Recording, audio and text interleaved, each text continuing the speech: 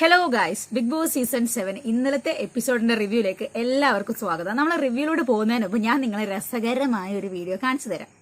നമസ്കാരം, ഞാൻ രേണുസുതിയാണ്. ഒന്നാമത്തെ വീക്കിൽ തന്നെ ഞാൻ എലിമിനേഷൻ റൗണ്ടിൽ വന്നു.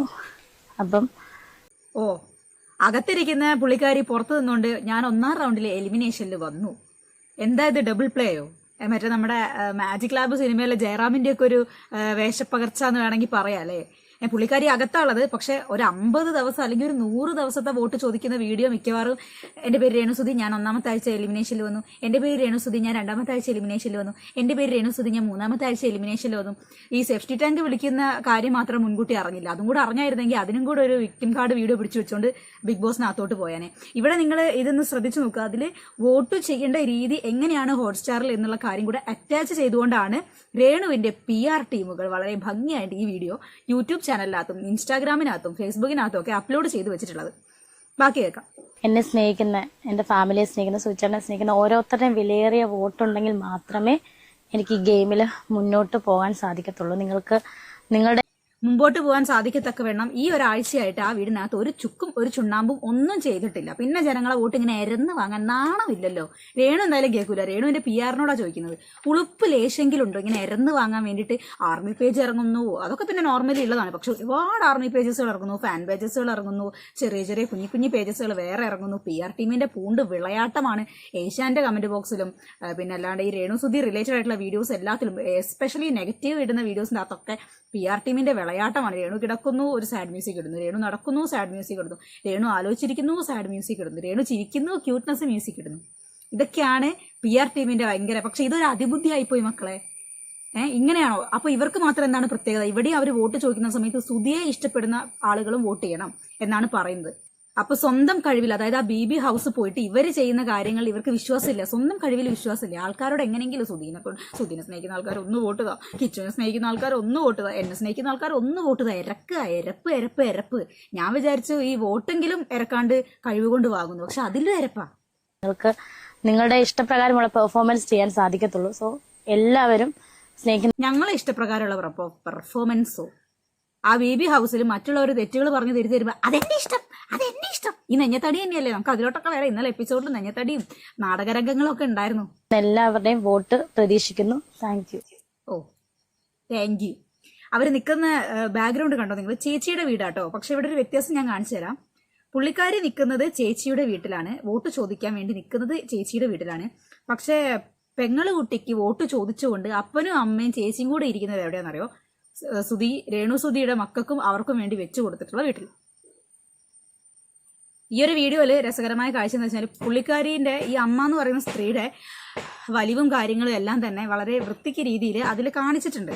സോ ഇത് വോട്ട് പിടിക്കാനുള്ള വേറൊരു സ്ട്രാറ്റജിയാണ്. കാരണം ഇത് കാണുന്ന ആളുകൾ അമ്മ ഒരു രോഗിയാണ്, അമ്മ വലിവുണ്ട്, അപ്പം അവിടെ ഒരു സെന്റിമെന്റൽ ട്രാക്ക് കൂടിയാണ് ഇവർ എടുക്കുന്നത് എന്നുള്ള കാര്യം വളരെ വ്യക്തം. കാരണം അവരുടെ ആ ഒരു കിടപ്പും നെഞ്ഞു, അവർക്ക് അസുഖമില്ല എന്ന് ഞാൻ വീഡിയോക്കകത്ത് പറയുന്നില്ല, എവിടെയും പറയുന്നില്ല. പക്ഷെ എന്നിരുന്നാലും ഒരു വീഡിയോ എടുക്കുന്ന സമയത്ത് അതിനകത്ത് അവരുടെ ആ ഒരു രോഗാവസ്ഥയും കൂടെ കാണിച്ച് മറ്റുള്ളവരിലേക്ക് ഒരു സിമ്പതി കുത്തിവെച്ച് അതിൽ നിന്നുകൂടെ കുറച്ച് വോട്ട് പിടിക്കുന്ന രീതി വളരെ വൃത്തികെട്ട ചീപ്പ് പരിപാടി, നാറിയ പരിപാടി, അങ്ങനെ തന്നെ പറയാം.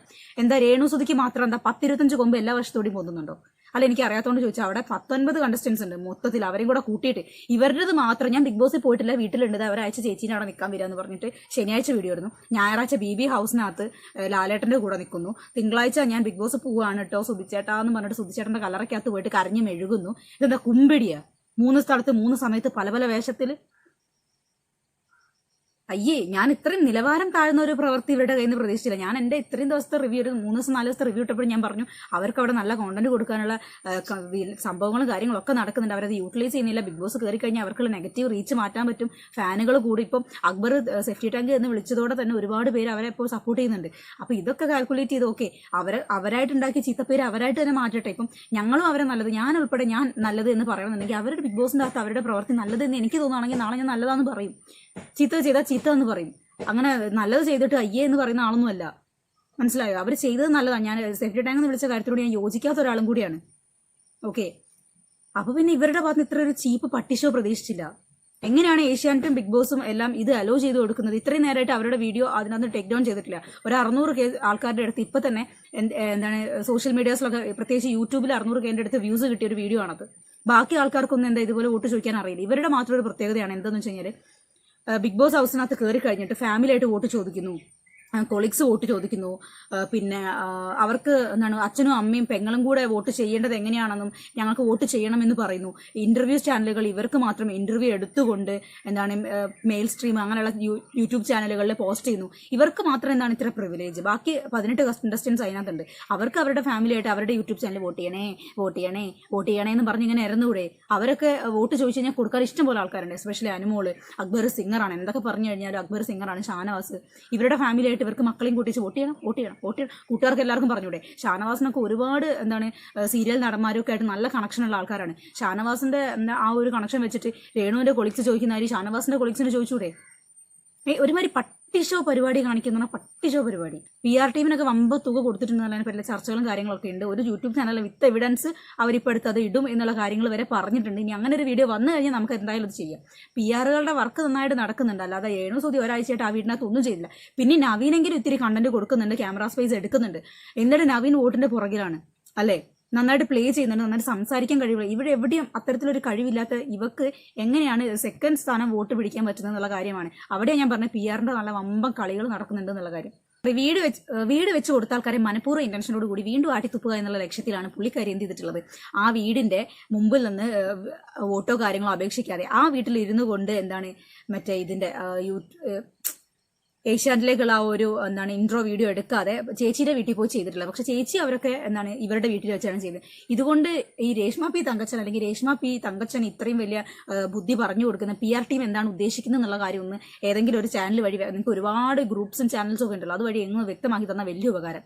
ഇന്നേ വരെ എനിക്ക് തോന്നുന്നു സീസൺ 1 മുതൽ ഈ ഒരു 7ാമത്തെ സീസൺ വരെ ഒരു കണ്ടസ്റ്റന്റും BB ഹൗസിൽ കയറി കഴിഞ്ഞതിന് ശേഷം വ്ളോഗായിട്ടും പിന്നെ അവർ പോകുന്ന അനുമോളൊക്കെ ഇട്ടിട്ട് ഫ്ലൈറ്റ് കയറാൻ പോകുന്ന വീഡിയോസ് അങ്ങനത്തെ കാര്യങ്ങളൊക്കെ ഇടുക എന്നല്ലാതെ ഒന്നാമത്തെ എലിമിനേഷനിൽ ഞാൻ വന്നിട്ടുണ്ട്, എനിക്ക് വോട്ട് തരണം, സുധിച്ചേട്ടനെ ഇഷ്ടപ്പെടുന്നവർ വോട്ട് തരണം, എന്നെ ഇഷ്ടപ്പെടുന്നവർ വോട്ട് തരണം, പിന്നെ മക്കളെ ഇഷ്ടപ്പെടുന്നവർ വോട്ട് തരണം എന്നും പറഞ്ഞ് ഇങ്ങനെ ചെയ്തിട്ടില്ല.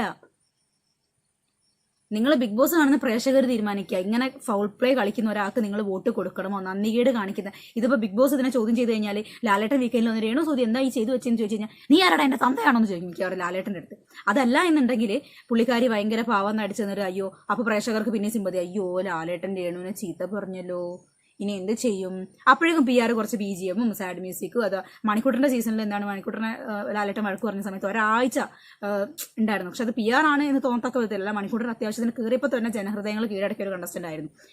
അതേമാതിരി രേണു വഴക്ക് പറയുന്ന കേട്ട് നിൽക്കുന്ന വീഡിയോ, ആലോചിക്കുന്ന വീഡിയോ, ഇരിക്കുന്ന വീഡിയോ, നിൽക്കുന്ന വീഡിയോ, ഇതൊക്കെ എടുത്തിട്ടിട്ട് നല്ല ബൂസ്റ്റ് ചെയ്യാനുള്ള സാധ്യതകളുണ്ട്. ഇതിപ്പോ ബിഗ് ബോസിനകത്ത് ലാലേട്ടൻ ഈ കാര്യം പറഞ്ഞ് ബിഗ് ബോസ് എല്ലാവരും കൂടെ ഇവരെ എടുത്തിട്ട് കുടഞ്ഞാലും പ്രശ്നം തന്നെയാണ്, കുടഞ്ഞില്ലെങ്കിലും അത് പ്രശ്നം തന്നെ. അത് മറ്റ് കണ്ടസ്റ്റൻസിനോട് നമ്മൾ ബിഗ് ബോസ് കാണുന്ന പ്രേക്ഷകർ ചെയ്യുന്ന ഏറ്റവും വലിയൊരു വഞ്ചനാ ചതിയാണ് ഞാൻ പറയുള്ളൂ. പിന്നെ ഈ സീരിയൽ ആന്റിമാർ കുറെ ആൾക്കാർ വന്നിട്ട് രേണുസുധി എന്ന് പറഞ്ഞിട്ട് ഇങ്ങനെ പൊക്കി പിടിച്ചോണ്ട് നടക്കുന്നത്. അപ്പം ഈ ഒരു വീഡിയോ നമുക്ക് ഇപ്പൊ തന്നെ നോക്കിയാൽ ഇപ്പൊ തന്നെ 9 മിനിറ്റിന്റെ അടുത്തായി നമ്മൾ ഈ ഒരു കാര്യം തന്നെ സംസാരിച്ചപ്പോൾ അതിന് ബിഗ് ബോസിന്റെ റിവ്യൂ നമുക്ക് അടുത്തൊരു വീഡിയോ ചെയ്യാം. To be continue.